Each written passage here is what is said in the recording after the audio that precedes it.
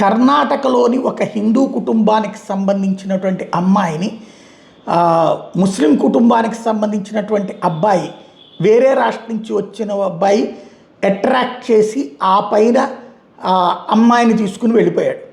ఆ విషయం మీద అమ్మాయి కుటుంబ సభ్యులు కర్ణాటక పోలీసులకు కంప్లైంట్ ఇస్తే వెటకారం చేశారు. లేచిపోతే ఏం చేయమంటావు లాంటి మాటలు మాట్లాడారు.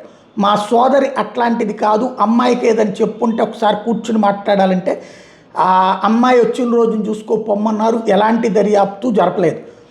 ఆ అబ్బాయి ఎక్కడ అబ్బాయి అంటే ఉత్తరప్రదేశ్ అబ్బాయి. ఆ అమ్మాయి సోదరుడు ఉత్తరప్రదేశ్ దాకా వెళ్ళాడు. వెళ్ళి లక్నోలో ఉన్నటువంటి విశ్వ హిందూ పరిషత్ కార్యాలయంలో కలిశాడు. ఇట్లాగ మా అమ్మాయిని ఇట్లా చేశారని చెప్పారు. లక్నోలో యోగి ఆదిత్యనాథ్ సర్కార్ విశ్వ హిందూ పరిషత్ దగ్గరికి అబ్బాయి వెళ్ళాడు.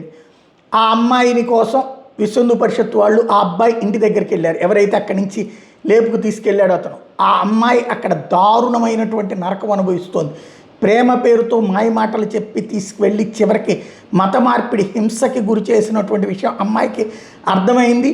ఇప్పుడు ఆ అమ్మాయిని రక్షించారు. చివరికి ఆ అమ్మాయి సోదరుడు ఇప్పుడు మీడియాకి చెప్పుకొస్తున్నాడు, ఏది తమకి కుటుంబానికి రక్షణ కల్పించారు అన్నటువంటి విషయాన్ని ఎక్స్ప్లెయిన్ చేసుకొస్తున్నటువంటి అంశం. అమ్మాయి మేజరే, బట్ జరిగిందైతే ఇది.